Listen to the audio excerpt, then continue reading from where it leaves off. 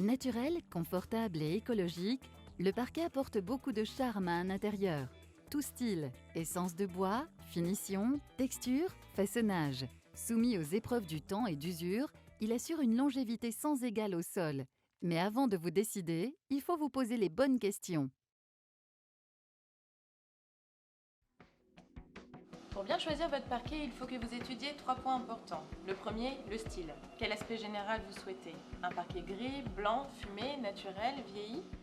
Le second point est le type de pose, qui dépend de l'état actuel de votre sol. Si vous avez des lambourdes, une chape, pose sur un revêtement de sol existant ou sur un sol chauffant. Et surtout si c'est pour une pièce humide ou une pièce sèche. Cela déterminera la technique de pose et le choix de l'essence de bois, du chêne, du kumaru, du bambou. Dernier point essentiel, votre budget, tout en gardant à l'esprit que le choix d'un parquet est un investissement à long terme.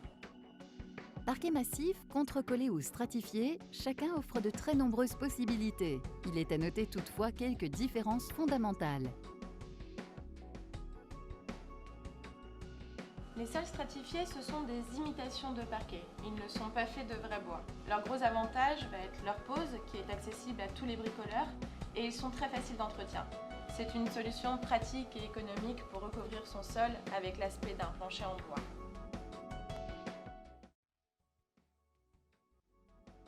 Le parquet massif, lui, est constitué à 100% de l'essence de bois choisie. Il est très résistant, naturel, sain et offre une bonne isolation et un grand choix d'aspect. À noter que sa pose peut être complexe et peut demander l'intervention d'un professionnel. Autre avantage, on lui redonnera une seconde vie après un bon ponçage.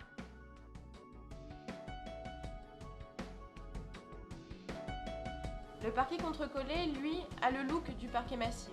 Il est composé de plusieurs épaisseurs de bois collées à contresens. Vous avez une première couche de bois noble, qui est l'essence de bois choisie, qui va déterminer la couche d'usure. Cette couche est contre-collée sur un support latté à fil croisé, puis une dernière couche de contrebalancement qui stabilise l'ensemble. Il peut être installé en pose collée, comme le parquet massif, ou en pose flottante, d'où parfois son appellation galvaudée parquet flottant. Nous avons donc 3 types de parquets, massif, contre-collé ou stratifié. Ce qui guidera avant tout votre choix sera le support et la pièce dans laquelle vous allez l'installer.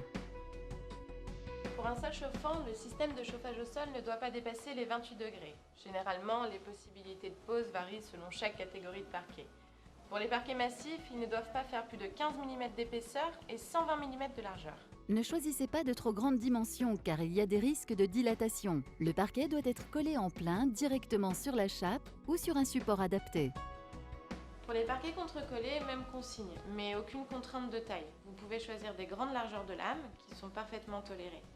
Quant aux sols stratifiés, ils sont tout à fait compatibles pour un sol chauffant si le fabricant l'indique. Enfin, pour les pièces humides, il est recommandé de poser un parquet massif d'essence de bois tropicaux. Selon les pièces et les usages, les parquets offrent une gamme étendue de possibilités. Mais qu'en est-il des passages intensifs, comme pour une entrée ou une boutique? Pour les sols